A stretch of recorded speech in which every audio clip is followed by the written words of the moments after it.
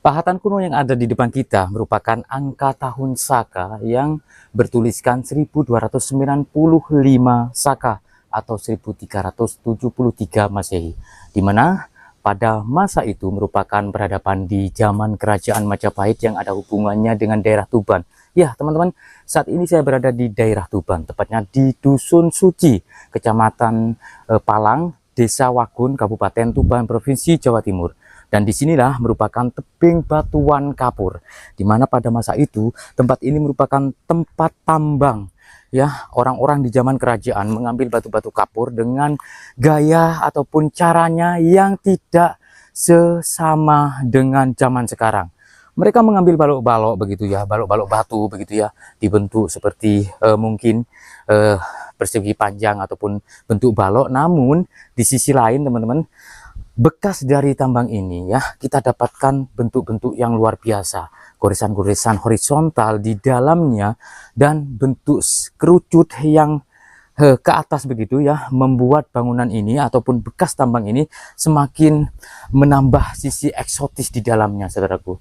Nah, seperti ini teman-teman. Oke, saya akan mencoba untuk masuk lebih dalam lagi. Nah, oke. Nah, seperti ini teman-teman. Ya, mungkin sekilas memang belum kita dapati hal-hal yang unik. Namun setelah saya coba masuk lebih dalam lagi ke ruangan yang luar biasa ini, disinilah saya mendapati lagi angka tahun beserta simbol-simbol tertentu yang dibuat di zaman itu, teman-teman. Nah, seperti ini salah satu contohnya. Kita dapatkan simbol ya. Nah, seperti ini. Dan di sini saya mendapati lagi angka tahun Saka yang terpahat di dinding bekas tambang. Oke, artinya tambang ini ya dalam aktivitasnya di zaman kerajaan Majapahit. Kita ketahui bahwa Majapahit dengan Tuban mempunyai sisi erat ya, atau hubungan yang luar biasa, karena Ronggolawe sebagai salah satu tokoh penting di zaman itu diberi kekuasaan oleh raja untuk membangun maupun mengatur begitu di daerah Tuban ini, saudaraku. Dan ini adalah salah satu peninggalan dari mereka. Oke, kita dapatkan lagi kalau di sini ini ada ruangan begitu ya. Jadi artinya di tempat ini ya banyak ruangan-ruangan yang bentuknya itu ya mengerucut ke atas, akan memang disengaja begitu ya. Mereka menambang batu yang akhirnya bekas dari tambang ini begitu ya, ada pemanfaatan-pemanfaatan yang lain. Dibuatkan salah satu bentuk kerucut yang menambah keindahan dari bangunan ini. Nah, seperti ini teman-teman.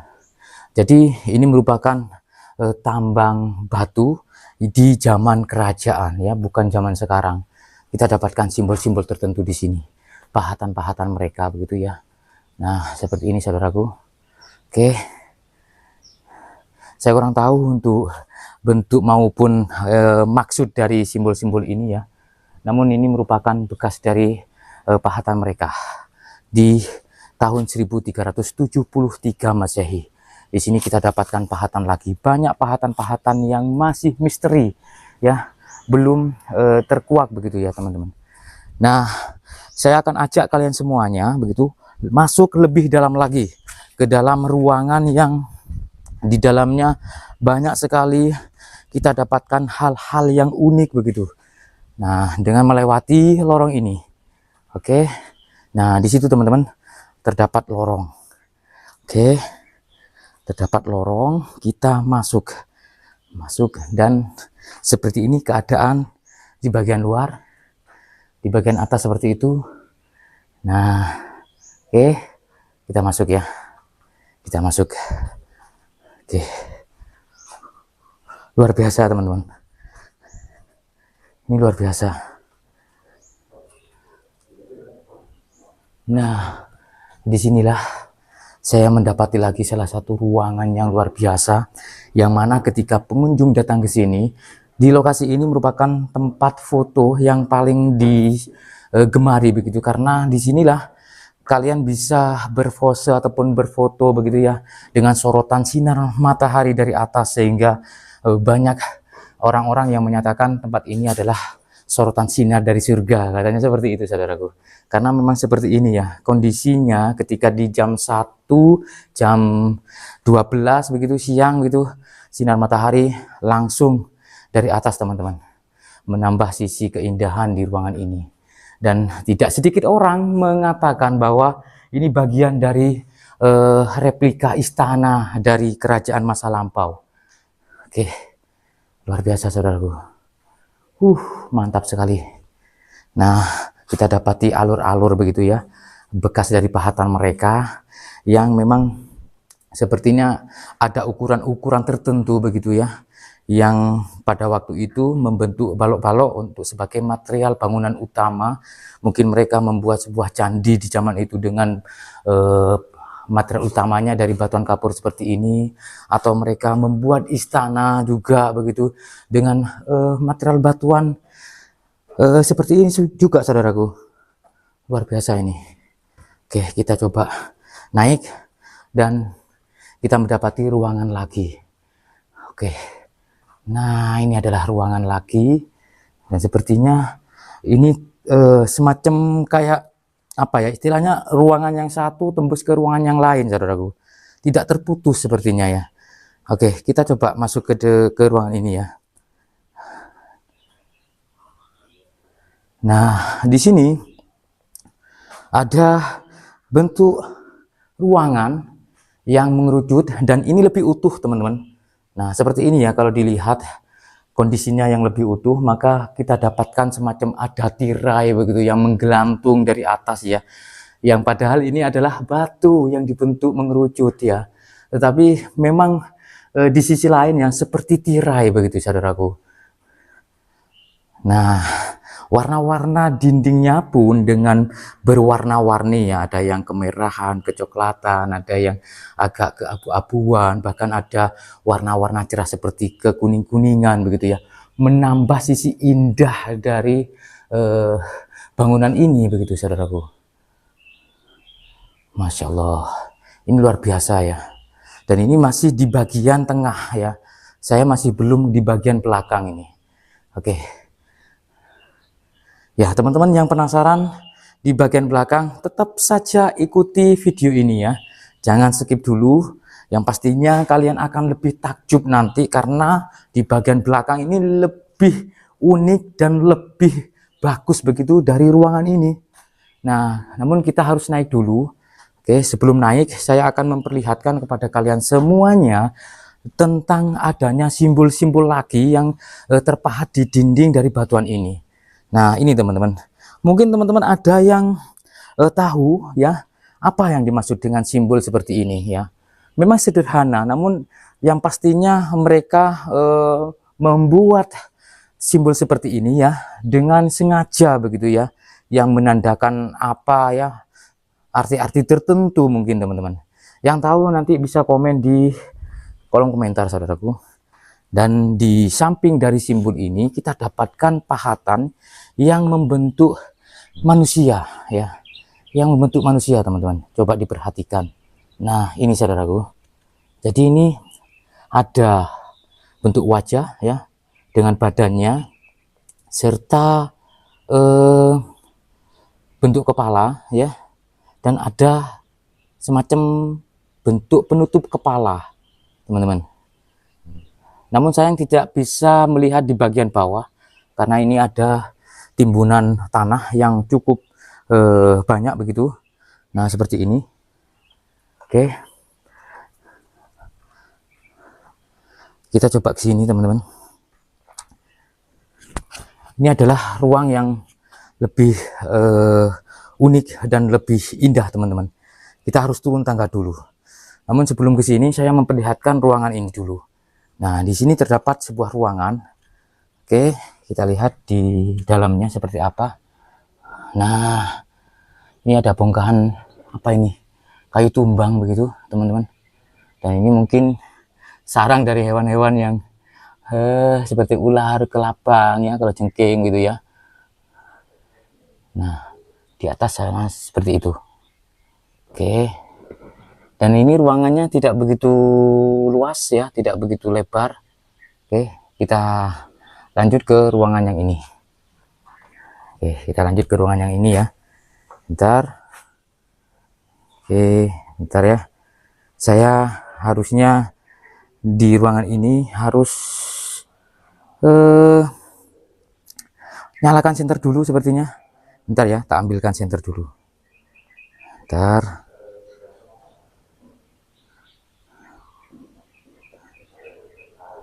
Dan ini cukup dalam teman-teman, mungkin kisaran 5-7 meter ya. Kita harus turun, menaiki, maksud saya menuruni tangga ini. Bentar. Nah ini saya sudah nyalakan senternya, nanti di bawah saya nyalakan senternya ya. Oke, saya siap-siap untuk turun ini.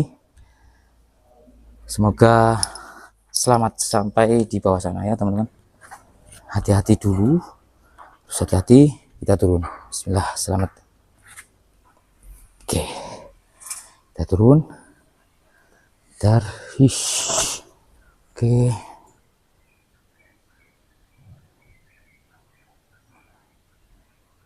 Oke. Kalem-kalem teman-teman. Sabar ya. Oke. Yuk, kita turun. Iya.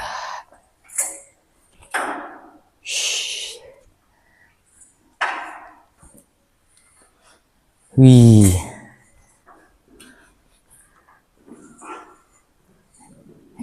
Iya.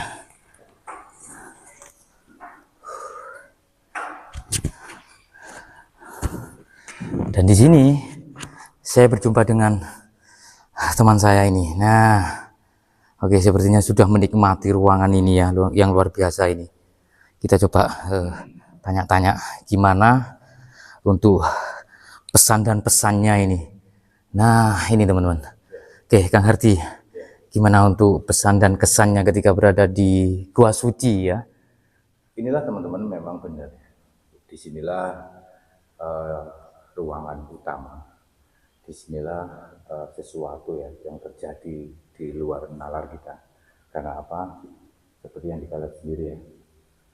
Ini kalau penambangan di era sekarang itu sangat mustahil sekali ya. Dan sebentar lagi kita akan menikmati cahaya yang disebut-sebut sebagai cahaya surga. Sebentar lagi, dan semakin ke sana Kang ya, semakin ke sana aura-aura tertentu itu akan bertarung dengan aura sampean. Jadi coba nanti ya pakai senter, terus coba matikan senter, pemirsa juga akan merasakan. Oke, Ya, silakan. saya akan buktikan atas keterangan dari Kang Harti bahwa di ruangan ini adalah ruangan yang terakhir teman-teman. Nah, jadi ini adalah ruangan yang terakhir, dan disinilah ada semacam benturan-benturan energi tertentu ya, yang ada hubungannya dengan sisi kepekaan kita ya ketika berada di ruangan ini. Nah, seperti ini teman-teman. Oke, luar biasa ini. Nah, saya coba mematikan senter dulu dan coba teman-teman rasakan bagaimana ketika berada di ruangan ini, karena ini merupakan ruangan paling terakhir, yang artinya bisa jadi ruangan ini merupakan ruang yang paling sakral. Ruangan yang paling sakral. Oke, saya coba matikan senter dulu. Nah, oke teman-teman, coba dilihat secara seksama begitu ya, bagaimana di situ ada sorotan cahaya dari atas yang tidak sedikit orang menamakannya dengan cahaya surga. Jadi di ruangan inilah kita bisa menikmati begitu bagaimana ruangan ini memang sengaja dibuat dengan pola mengerucut di bagian atasnya untuk menambah sisi eksotis ataupun keindahan tertentu begitu di ruangan ini, saudaraku. Oke, nah itu teman-teman bisa dilihat ada cahaya dari atas begitu yang luar biasa, saudaraku. Oke, Masya Allah, dan ini luar biasa teman-teman. Nah, saya coba nyalakan senternya lagi. Oke. Namun sangat disayangkan di sini banyak sekali coretan-coretan begitu ya, vandalisme yang dilakukan oleh orang-orang yang tidak bertanggung jawab ya. Dengan apa ya, saya rasa itu sisi pemikirannya sangat rendah sekali ya. Mereka tidak menghormati karya leluhurnya. Nah, teman-teman, seperti ini ya. Ini tidak patut ditiru. Dan seperti bentuk inilah yang mereka ambil ya dari bagian batu-batu ini. Nah, batu-batunya seperti ini bentuknya ya, balok yang cukup lumayan besar dengan ukuran sekisaran 20 sampai 30 cm. Oke, luar biasa saudaraku. Dan saya takjub karena ruangan ini ya, bagaimanapun ini bukan ruangan yang sederhana ya.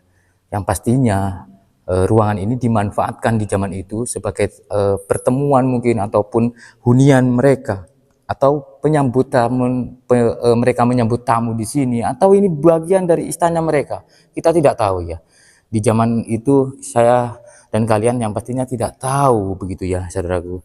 Namun inilah yang terjadi, inilah buktinya bahwa Nusantara dilahirkan bukan dari peradaban yang rendah, tapi peradaban yang besar, dengan seni maupun karya-karya mereka yang luar biasa yang patut kita pelajari.